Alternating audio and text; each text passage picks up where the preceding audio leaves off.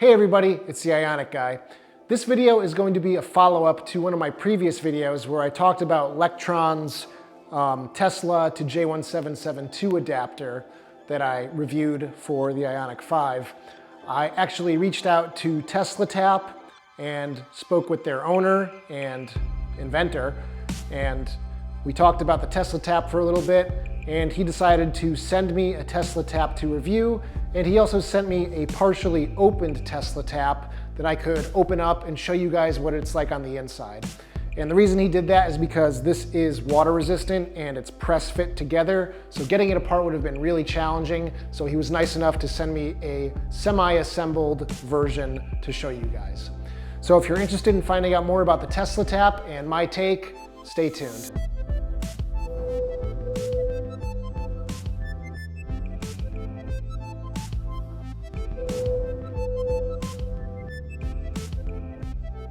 So the owner did send me the 80 amp version, which is good up to 20,000 watts, 20 kW.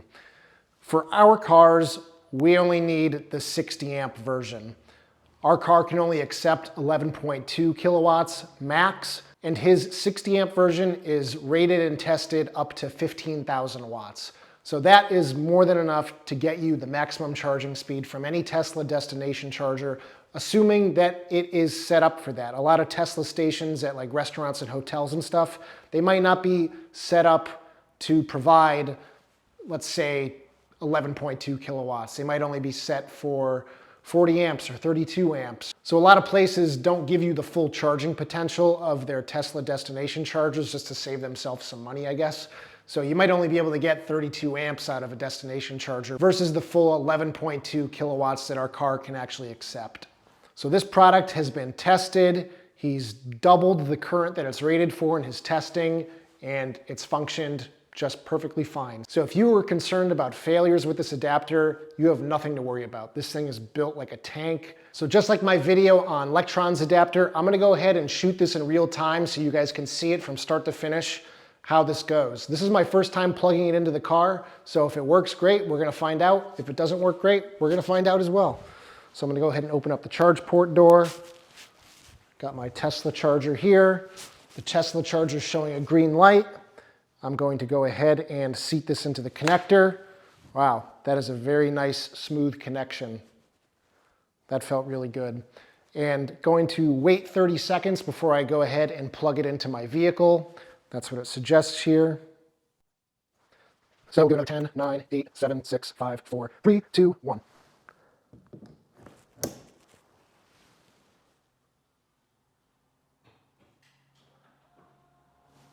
Heard some clicking. Charging started. There you go. Charging started. First attempt. I can tell you that is a much better result than I had with Lectron's adapter. So let me take you guys in the car. So you can see here, got the charging lights going.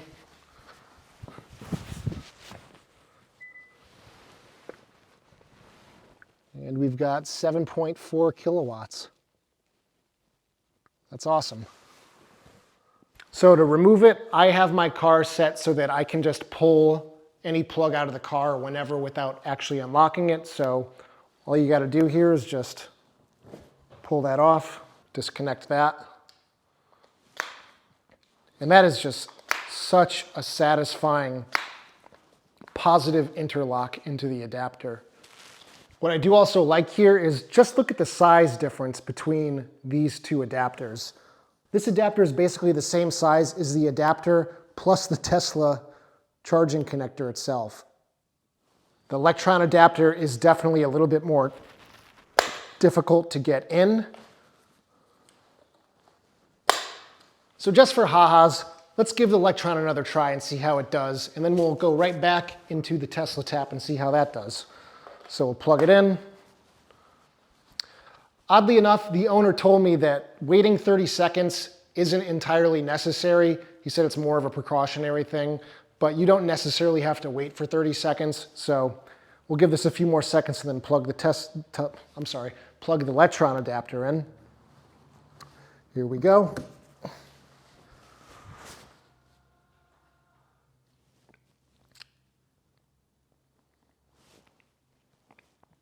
I hear no contactors going on the Tesla charger, so that's not a good sign.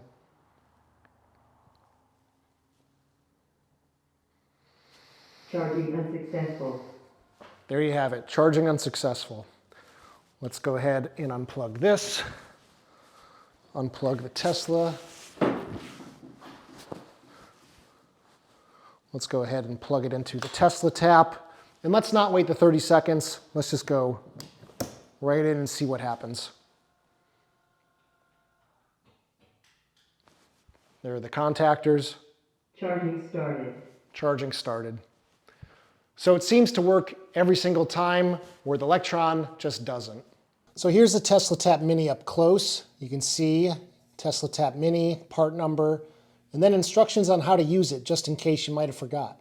Then there's also a customer service number, which I'm assuming goes right to the owner, and a Made in the USA logo.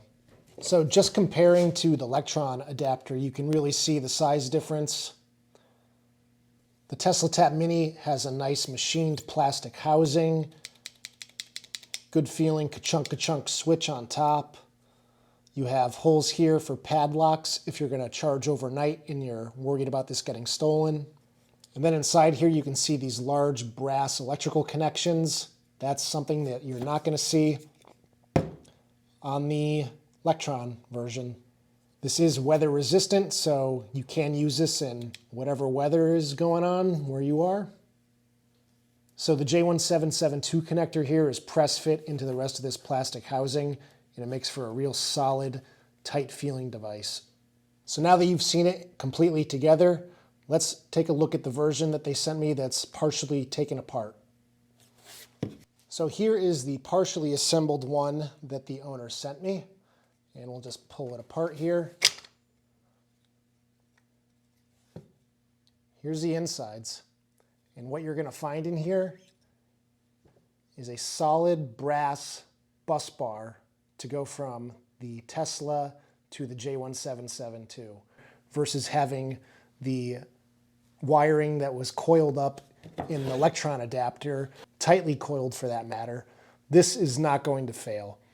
Like I said earlier, he has tested these at double their rated capacity, so these are good to go. You can see that there's an O-ring on either side, so no moisture or water is going to get through. And here's your ground, also with an O-ring. Everything's nicely soldered. These smaller wires, these are 24 gauge. They are for communication between the car and the charger and the adapter. And the unique part about the TeslaTap is right here underneath this red heat shrink tubing. This is a small PCB, which is a board that is going to talk between the Tesla charger and your car. And this is the reason why you don't have charging unsuccessfuls with the TeslaTap. The reason this doesn't function properly is because it doesn't have this PCB board. It has, I believe it was 2 resistors inside of it that aren't doing the same thing that this little board is doing. So this board here is what Lectron failed to do when they infringed on TeslaTap's patent. You can see here there's some other wires going from that board up to the switch on the top here, and that is potted with Celastic in there. You probably won't be able to see it, but there's some Celastic in there, which is very nice. All in all, this is a very nice product. It's very robust. So seeing this adapter from the inside really made me understand just how much more high quality this product is. And for less than $100 more, this is clearly the product to go with. If you guys want to support a US-made product from a small family business, TeslaTap is the brand that you want to use with your car. So anyway, guys, those are my thoughts on the TeslaTap versus the Lectron adapter. No longer recommending Lectron, get a TeslaTap. So anyway, guys, thanks for watching this video. I know that you guys were really clear in the comment section of the Lectron review that you've had the TeslaTap and that it works flawlessly every time. And now I know firsthand that it is the end-all be-all for Tesla to J1772 adapters. So if you enjoyed this video, give it a thumbs up, subscribe if you haven't already done so, and I'll see you guys in the next one. Take care, everybody.